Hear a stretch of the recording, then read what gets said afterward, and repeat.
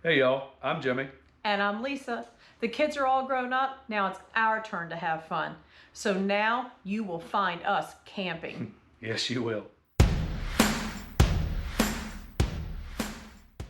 Today, we're going to share with you our view of 1,000 Trail Park on the border of, where South was it? Carolina and Georgia. Georgia. It's actually in Fairplay, South Carolina, and it's called Carolina Landing.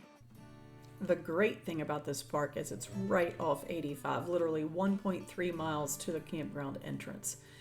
As you see over here to the right, they have a huge playground, volleyball court. There's also a dog walking area over in the back, and then behind the office there's a pool and a basketball court.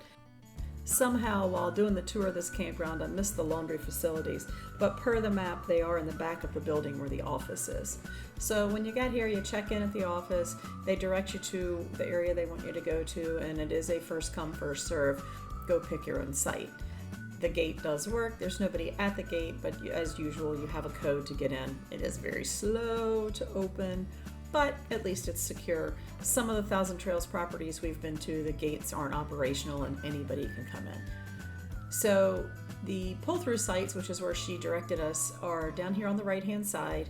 They're all 50 amp, full hookup, water, electric, sewer. She told me that there are several empty spots down here, so we shouldn't have a problem finding a spot. We're gonna do a quick drive-through.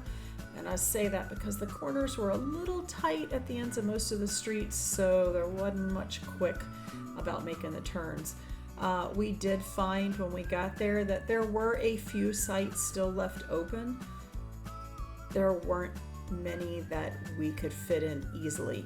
Not that they weren't big enough, because they certainly were, but between the incline of the street and then the site, trying to make that turn in was an awkward position. There was lots of drag marks on the asphalt from where other people had dragged their landing gear, or who knows what else. So we were trying to stay away from those sites because nobody wants to drag and tear up their equipment.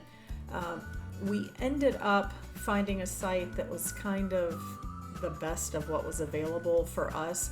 We also fight that our Fusion is 45 foot long, so you pair that with the truck and you have to be able to maneuver it in and out. It looked like a lot of these sites had probably at some point been annuals, and there were old decks and things there that you had to navigate. So this is the site we ended up in. As you can see, it wasn't the most level, and I'm not sure what tomorrow is going to bring when we try to pull out between the brush growing on the left hand side over there, if you can see it out Jimmy's window, and the front of this Class A. It's probably going to be a little tight, but for now we are where we are. I must say, even the site we ended up with still wasn't very level, and I'm a little cautious, so I didn't want us to put the slide out on the driver's side. I know it's silly, but just for fear, because it seemed very off center, very unlevel. We're going to do a quick drive through though. So this site that we were in this area was section A, which are all pull through sites. They're all water, electric, and sewer. As we make the turn up here, we're going to be in section B. Section B is kind of a mix. Some of their sites are full hookup, some are water and electric only. Looks like most of them are pull through. We're not going to drive through this, but there is a section E that is kind of off on the back of section B, and all but it looks like 2 of those sites are water and electric, but there are 2 that are full hookup. As we come to the bottom of the hill down here, we're going to venture into section C. Section C is almost all full hookup sites. Pretty much everything up here at the top as we drive in is going to be a full hookup. Then we're going to drive through the cabin section, and then past the cabins down by the water, there's a few more RV sites that are also in section C. Those are going to be the ones that are strictly water and electric. Something else to note about section C, these upper sites in the full hookup section are predominantly pull through. There are a few back ends on the side, and once you get past this upper section down near the cabins, they don't allow big RVs. So if you have a big RV, you're not going to be eligible to use one of the C sections down by the water. So here we're coming up on the cabin. Here's the first one. We're going to do a drive through on our way down to the water and show you a couple different cabins. They're all pretty similar. The only difference that we could see, without going in them, is some of them are up, like the side of this one is up on stilts, just because of the lay of the land, since you're on that slope as the land is dropping down towards the lake area or creek down at the bottom. It's a very beautiful area. Of course, it just depends on the time of the year. There's a lot of leaves down, but I would imagine in the spring when the leaves are on the trees, it's even prettier down here. But they do have a lot of cabins, so even if you don't have an RV and you're looking for some place to come spend a weekend or the week, this would probably be a great option. Again, as we get down here, the RV sites that you do see are water and electric only, and most of them down here are back-end sites. Down at the water, they do have a fire pit area, they have a little boat dock, and they have a picnic shelter. So if you wanted to come down and hang out by the water, bring your lunch or whatever, it's a great place to come hang out. There's even a lot of grassy areas, so assuming that it's on a leash, you could bring your dog with you. Good place for the kids to play by the water. As we head back up the hill here, there are still a few RV sites, but of course you can see most of the cabins sitting up on the lay of the land. As we get up here to the top of the hill, we're going to run in and check out one of the bathhouses. This is an older building. I mean, obviously the campground's not a new campground, and you can tell that it's older, but everything still seems to be in good shape. The tiles are in good shape. There's not any mold or mildew or anything. The showers are clean. The toilets and sink area are clean. So it is a bit dated, especially the color, but everything still seems to be in good working condition and very clean. As we head on back, we're going to go back through the cabin area, back up through section C. The drive back through these areas will give you a chance to see just how big section C is, and it'll also give you a chance to check out the sites. If you'll notice in section A, which is where we're parked, the sites are all paved. Down here in section C, although they don't seem to be too unlevel, they aren't paved, so this time of the year there's a lot of leaf debris laying around. Now we're going to go up and tour the adult lounge / reception hall, which is the building kind of across the street from where we're parked, and they're going to check out and see just what all they have inside that's fun for the family to do. Since this is right across from where we're parked, we were hoping it would be a bathhouse, but it's not, and the building is supposed to be locked after 9 o'clock. So we won't be using that for this evening. But they do have a pool table, sofas, a seating area, a puzzle on the counter.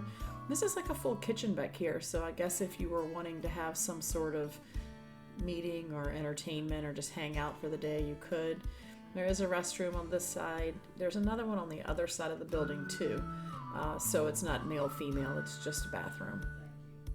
The TV is here, and the other side seems to be more a family area. Again, sofas and a TV, but they have some video games, rock band or whatever with the little drums there.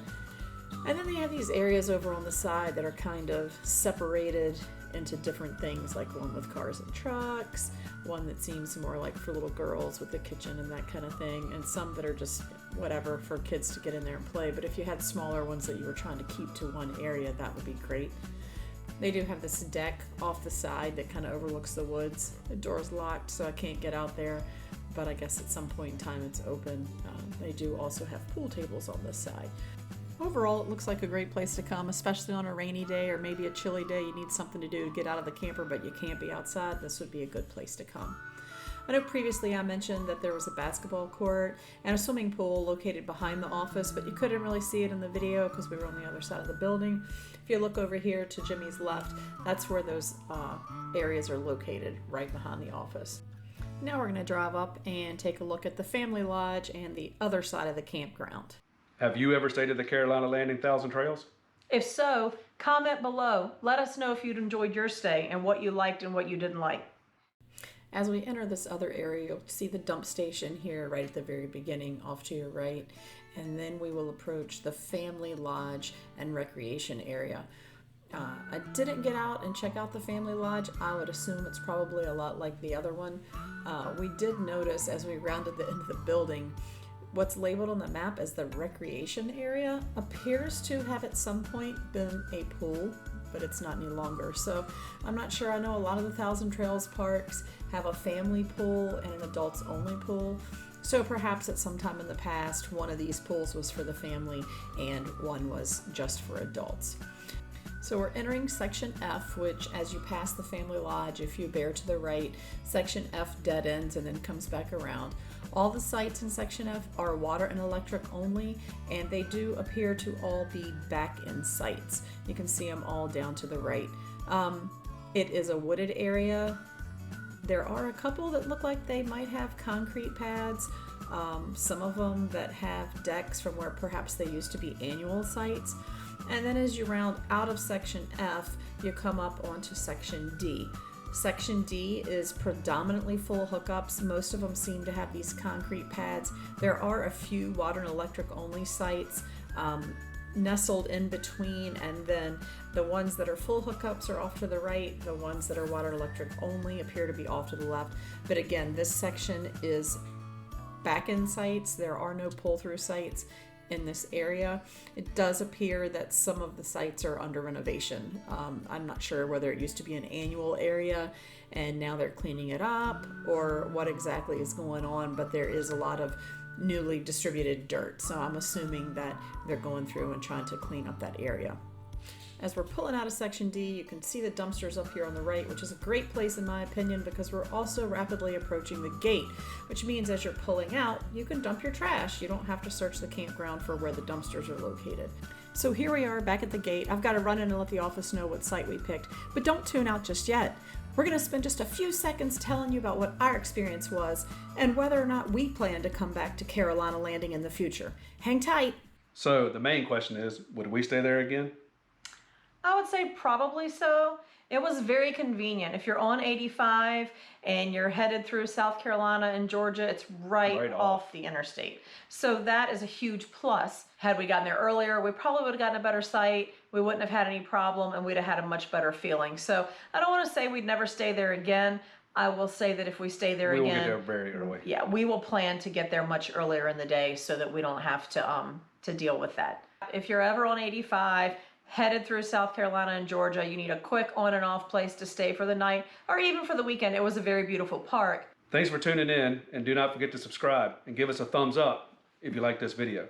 Let us know what you'd like to see in future videos. And don't forget to ring that bell so you don't miss our next video. That's it for now, guys. Safe travels.